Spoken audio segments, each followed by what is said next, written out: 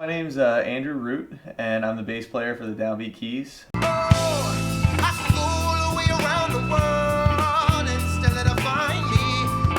The music that I play could not be more distantly related to New Hampshire. Now, obviously, I love nature.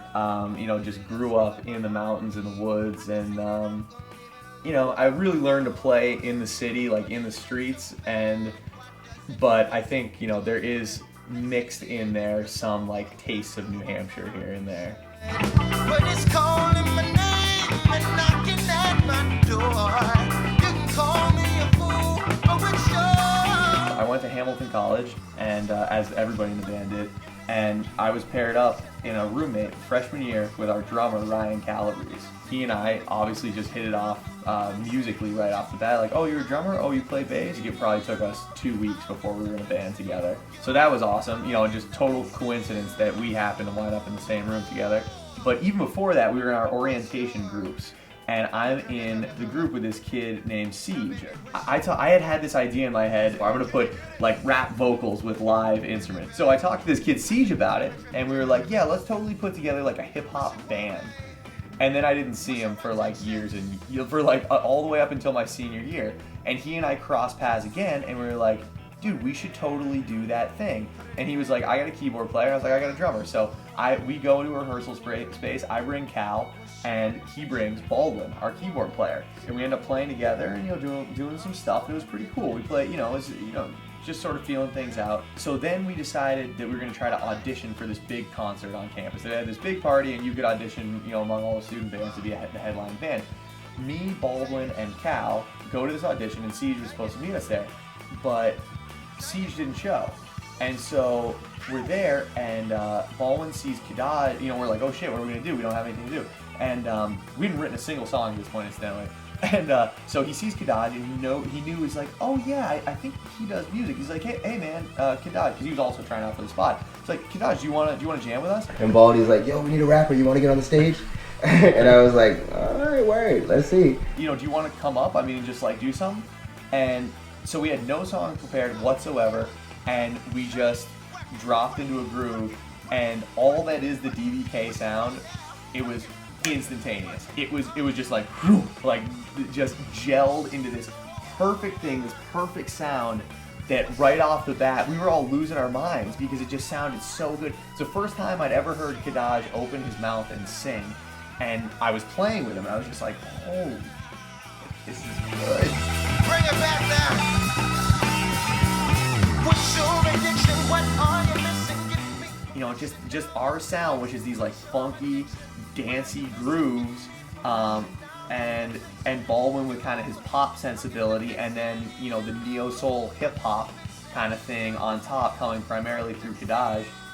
It was just on. So we got the headlining spot. That's sort of the origins of the band. Make it better, baby. I'll make it better, I'll make it better.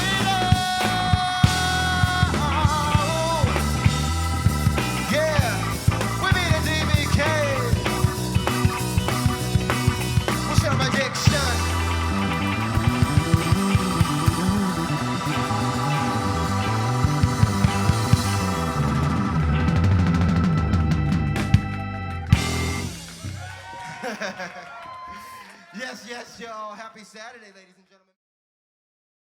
Go!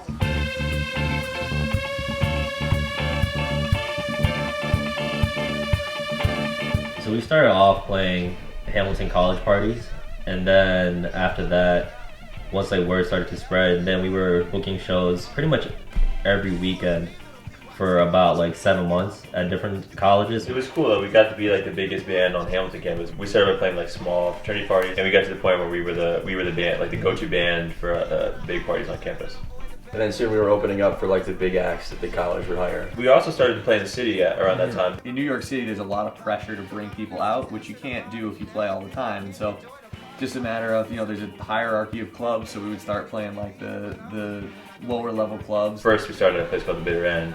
It's kind of a storied place for up-and-coming artists to play. But we packed the place out. It was pretty awesome. And we got a little press. We got an ASCAP in that publication under their radar report. It's kind of up and coming bands. So that was kind of our first piece of press. We slowly made our way from like the small frat scene and then like the limelight, like with, you know, the national acts, which is really cool. We got to open for Bon Jovi, we got to open for Soul Live once, we got to open for Talib Kweli, Matt and Kim, and like you get these little connections and work your way into the spot and just kind of climbing that ladder. And we're still doing that right now.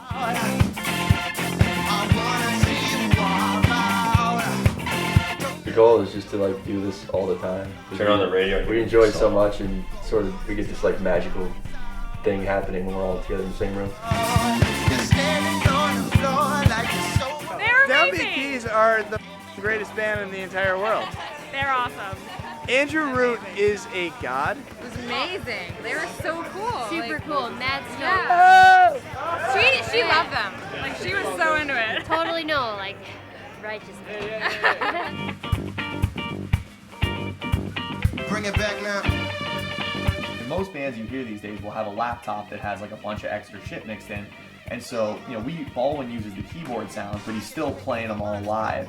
And so I think that's one of the big things is that you just have this predominantly live instrument sound, which is really rare on the radio these days. Odd to say that it is, but yeah, it's really rare. Work it, till we both connect like USBs. You want me when I need degrees. Not let me fucking Regarding the struggle of this, it's kind of like if you ask me on any day, I'm going to give you a different answer.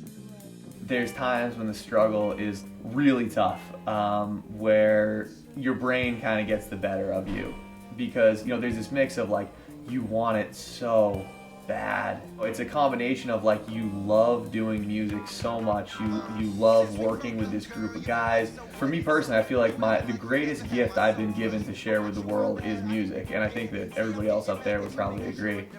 And it's like when you're indulging in that gift and you feel like not only are you just having so much fun doing it, you feel like you're achieving your highest purpose as a human being. It's like you're creating the best thing that you can create, that nobody else can make, that has like the most ability of anything you can do to bring joy to the rest of the world.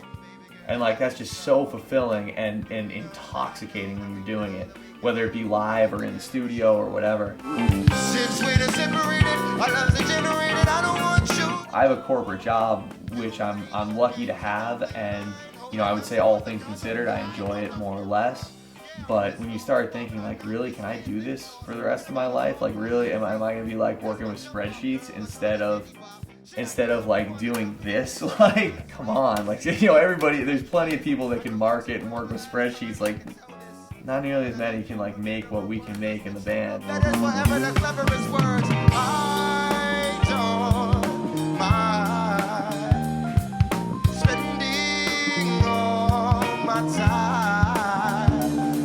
There are days when you're just like, you know, you not only do you feel like you're being denied something that you love so much, it feels like as a result of being denied that career in music, you're being forced into doing something else that you don't like nearly as much. And it's just, you know, and I would say there's a little ego thing too, where it's like nobody wants to be normal. Nobody wants to do anything normal. Everybody wants to be great and do something great. And this is the chance that I've been given to do something great. And so it's like when my whole life I've envisioned this life that's just colorful and vibrant and different and new, doing, you know, this thing that I feel like I've been put on the earth to do. When I juxtapose that with my day-to-day like corporate existence, which even if I don't mind it that much, it's still like, come on, like the difference between the two, you can get pretty stressed out and strung out about it. When I have to drive over here, I'm like, oh, such a grind. And then when I'm tired at work, I'm like, oh, wouldn't it be easier if I just didn't have to do this? But then when you're here and you're making this music, it's like, it doesn't bring me joy. We're like, you know, we're gonna make this music and then my career is gonna happen like the way I want it to happen. That's what's gonna make this so great. It's not really that. It's more that you're just enjoying what you're doing so much. To help dilute the pain of having my heart break. Now I'm downtown, bound to the past. Finding heart racing at a pace too fast. It is a struggle and a grind to try to do this. But if you can get your head in the right place, you know, all things considered, I would say it's a great source of joy in my life, much more than it is a source of like frustration. It's just a learning experience to deal with an uncertain future, because I think that's something that everybody in life has to deal with, is the fact that, you know, it doesn't matter who you are, you don't know what's happening even 2 minutes from right now, and you don't know where you're going to be in 5 years, 10 years, 20 years, anything like that. And with me, it's like right up in my face because it feels like there are these two roads diverging, and I really want the one and not the other, and it feels like constantly this one's slipping away. But everybody has to deal with that, and I think that learning to deal with it now and to try to focus on what I can control and not worry too much about what the future holds is a really good life skill that's going to benefit me down the road regardless.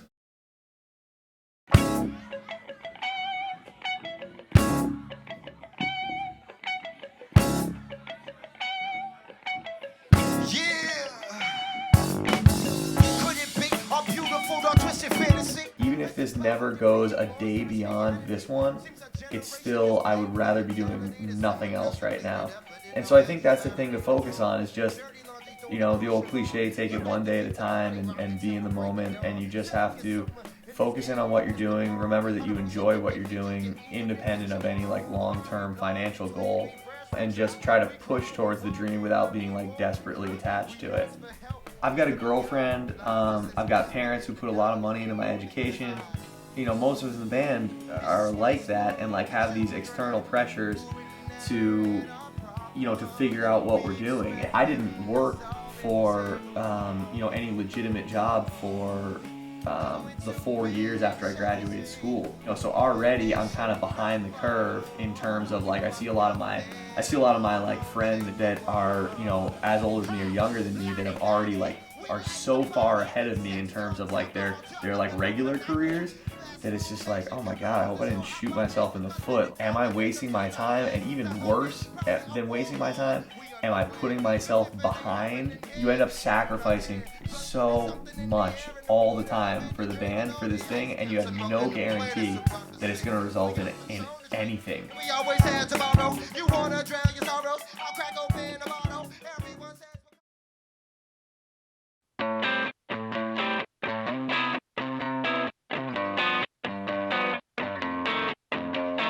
Long ago, you told me that we would always be together, but now I'm lonely.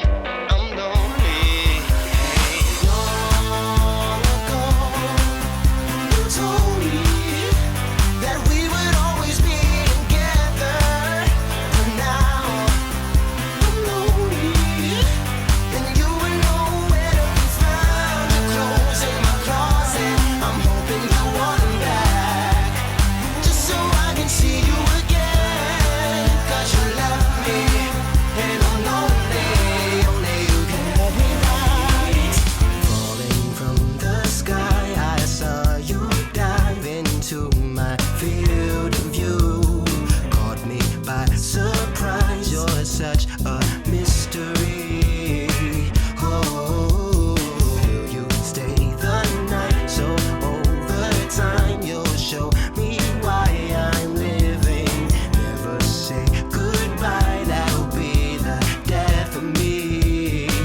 Oh, long ago you told me that we would always be together, but now I'm lonely, and you would know where to be found. Your clothes in my closet, I'm hoping you want them back, just so I can see you again. 'Cause you left me, and I'm lonely. Only you can love me right. I'm lonely, I'm lonely, I'm lonely. Now you're gone. I'm lonely, I'm lonely, I'm lonely. Now you're gone. When I close my eyes, I feel you dive into my